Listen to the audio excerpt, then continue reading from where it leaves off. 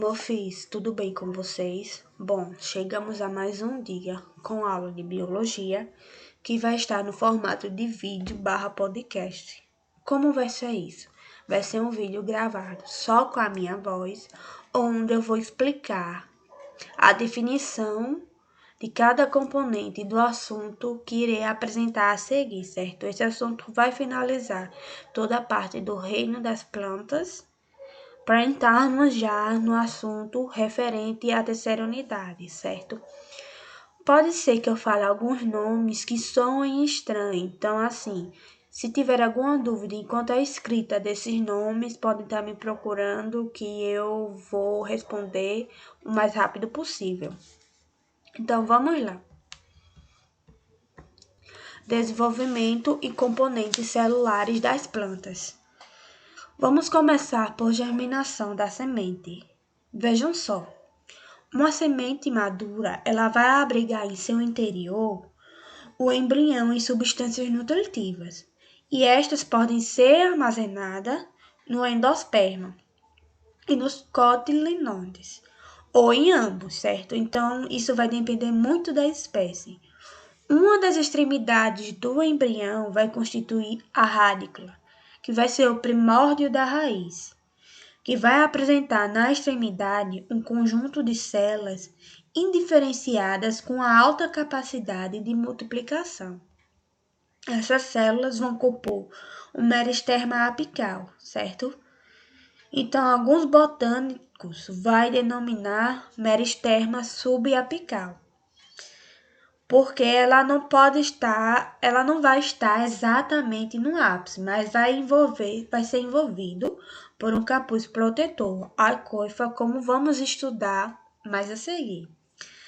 Vejam só, na extremidade oposta situa-se o cáulico, que vai ser o primórdio do caule, em cuja extremidade há o meristerma apical propriamente dito. Então, um pouco mais abaixo dessa extremidade do cálculo, encontra-se uma ou duas folhas modificadas, que vão ser chamadas de cotiledones, que vão ser especializadas na transferência de nutrientes estocados na semente para todo o corpo do embrião. Na região inferior do embrião, situada entre a radícula e o ponto de implementação do cotiledone, é denominada de hipocótilo, certo? Então, na região superior, situada entre o cotiledone e o merisperma apical do cálculo, é o epicótilo, certo? Então, nas grâmineas, onde a extremidade do cálculo embrionário, ela vai ser envolta por uma bainha protetora, o cálculo, certo? Vejam só, as sementes geralmente amadurecem ainda dentro dos frutos. Após serem liberadas do fruto e encontrar condições adequadas, as sementes iniciam todo o processo de germinação, que é a retomada do crescimento e da diferenciação do embrião. A germinação de uma semente vai depender de diversos fatores, principalmente de presença de água, de gás oxigênio e da temperatura adequada. A maneira pela qual o caule emerge do interior da semente varia entre espécies vegetais. Por exemplo, no feijão, o hipocótilo alonga-se e curva-se, emergindo-se do solo como um certo tipo de cotovelo, que vamos denominar de gancho de germinação. Outro exemplo é os grãminhas, que são milhos, arroz, aveia e trigo, certo? São exemplos de tipo de grãminhas. Eles não formam um gancho de germinação, diferentemente no feijão. Esses tipos de planta da extremidade do embrião vai ser protegida pelo cólpulo, que vai ser uma bainha que permanece fechada até o caule emergir do solo. Durante a germinação da semente, bem como nas fases iniciais de desenvolvimento, o crescimento da planta vai depender muito das células meristérmicas, ou seja, elas vão ter uma forma poliédrica, uma parede fina e flexível. Seu citoplasma vai ter característica densa, com pequenos válculos, e seu núcleo é bastante volumoso e uma grande capacidade de multiplicação pela mitose. Os tecidos meriplásticos presentes nas extremidades do caule e das raízes são chamados de meristermas primários. Durante o desenvolvimento da planta, as células já diferenciadas para um exercício de funções específicas, elas podem se desdiferenciar, ou seja, vão readquirir a capacidade de se dividir e originar meristermas. Por isso, sugere-se a partir de tecidos já diferenciados vão ser denominados de meristermas secundários. Diferenciação celular e principais tecidos vegetais. À medida que vai se distanciar de seus locais de origem, as células passam a tentar se especializar na realização de determinadas funções. Esse processo é conhecido como diferenciação celular. Os primeiros tecidos a se diferenciar no embrião das plantas, taqueófilas, periódicas, geospermas e angiospermas, são a ploderme, o meristerma fundamental e o porcâmbio. A ploderme é a camada de células que reveste extremamente o embrião e que dará origem à epiderme, ou seja, o primeiro revestimento da planta. O meristerma fundamental, ele tem a forma de cilindro interiormente a ploderme e vai se originar o cóccix. A região central do embrião ela vai estar envolvida pelo meristerma fundamental, que vai se diferenciar em porcâmbio, que vai dar origem aos dois tecidos vasculares das plantas, o xilema e o floema.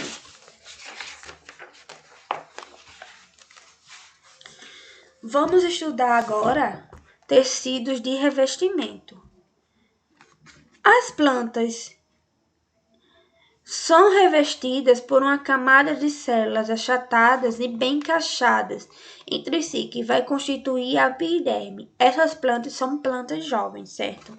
Então, as células epidérmicas secretam na superfície da planta, vão estar expostas ao ambiente e possuem substâncias impermeabilizantes que vai formar uma película, e essa película recebe o nome de cutícula, para evitar a perda de água por transpiração. Os estômatos, elas são estruturas epidérmicas que vão controlar a entrada e a saída de gases na planta e evitam também a perda de água por evaporação.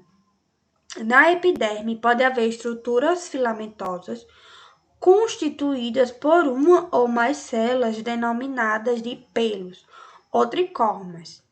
A raiz, por exemplo, ela apresenta pelos absorventes, que vão aumentar significativamente a área epidérmica radicular, capaz de absorver água e sais minerais provenientes do solo, certo? Então, algumas plantas, à medida que vão crescendo, possuem a epiderme de suas raízes e de seus cálices substituída por um novo tipo de revestimento, com característica mais espessa, resistente e impermeável, que vai proteger as partes internas de trauma e de perda de água. Esse revestimento recebe o nome de periderme, certo? Ele vai se formar a partir de um cilindro de células meristérmicas, ou seja, o filogênio, que vai ser gerado pela desdiferenciação das células parenquimáticas. O filogênio é, portanto, o merisperma secundário, certo? A filoderme, ela vai ser constituída por células vivas, enquanto o sub é constituído por células mortas, das quais restaram apenas as paredes celulares impregnadas de suberina, que vai ser a substância impermeabilizante em conjunto com a feloderme, felogênio e a sub vão formar a peroderme. As parenquiminas. A parenquimina é uma denominação genérica para tecidos vegetais constituídos por células de paredes finas que vão ser compostas de celulose, denominada de paredes primárias. Células de certos tecidos parenquimáticos podem acumular amido e outras substâncias reservas. Esse tipo de tecido é chamado de parênquima reserva. No caso da reserva ser constituída de amido, o parênquima é chamado de amílifero, certo? Então, vai depender muito da substância que está sendo armazenada. Geralmente, plantas que vai flutuar na água costumam apresentar parênquimas especializados no acúmulo de gases entre as células, sendo por isso chamado de parênquimas areíferos ou arequiminas. Plantas das regiões áridas têm parenquiminas aquíferos, que são especializados em reservas de água.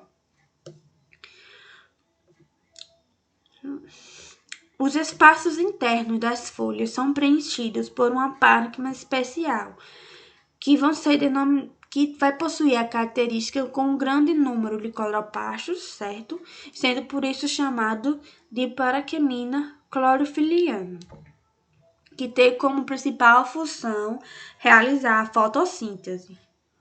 Tecidos de sustentação. Vejam só, a parede de cada célula vegetal ela é constituída por um microesqueleto.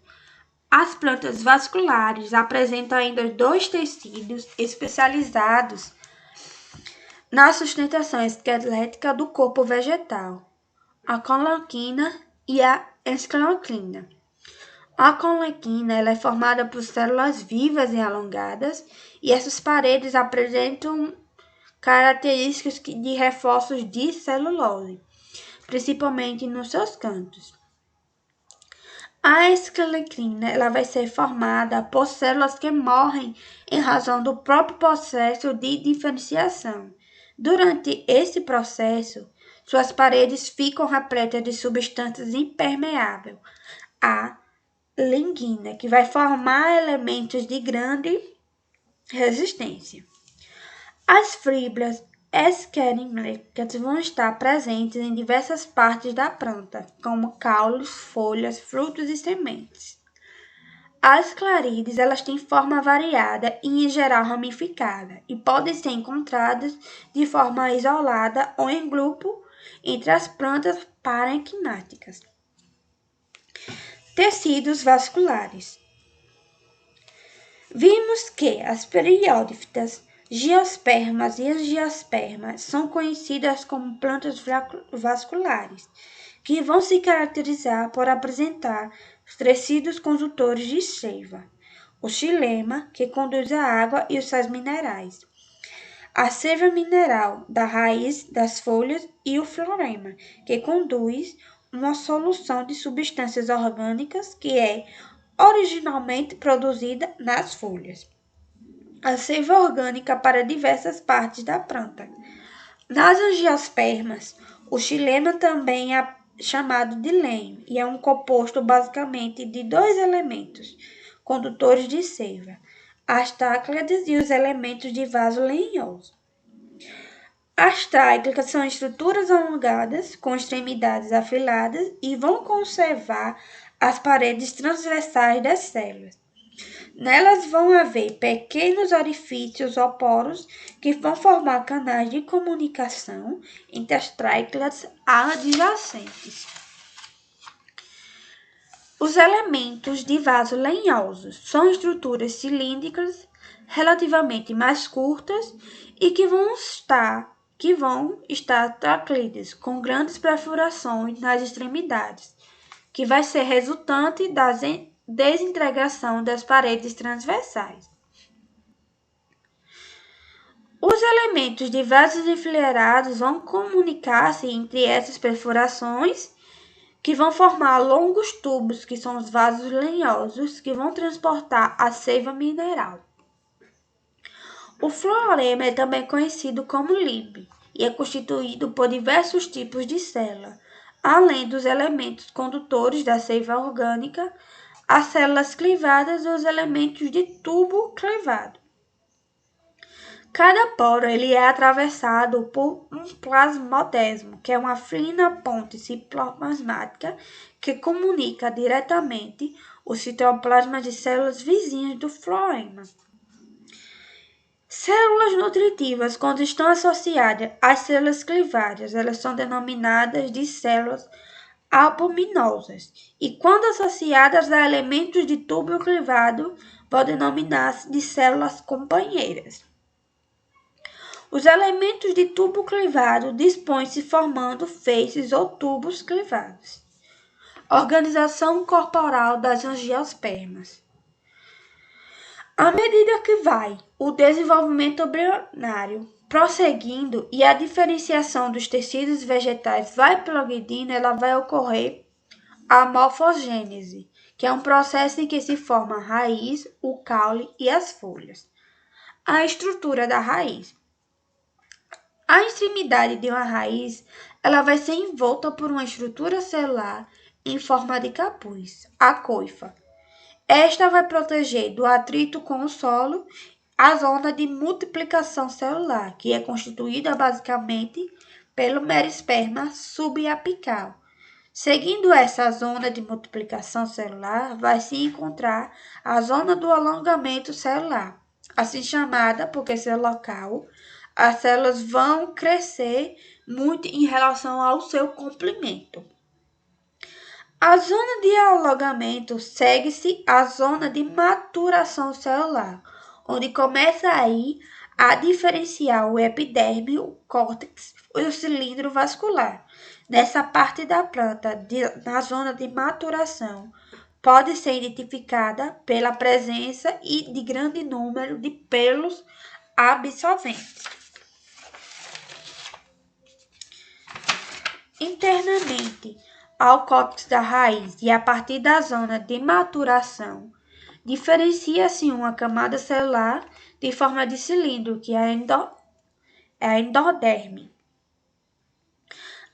As estrias de Klatskin, elas vedam completamente os espaços entre as células endotérmicas vizinhas, de tal maneira que para planetar o cilindro vascular, qualquer substância, mesmo a água, tem necessariamente que atravessar a membrana e o citoplasma das células endotérmicas. Ocupando toda a região central da raiz, encontra-se o cilindro vascular, que também é chamado de cilindro central, cujos principais componentes são os tecidos condutores de seiva. O perióclito constitui-se por algumas das camadas de células que podem readquirir a capacidade de se dividir e assim originar merispermas secundários.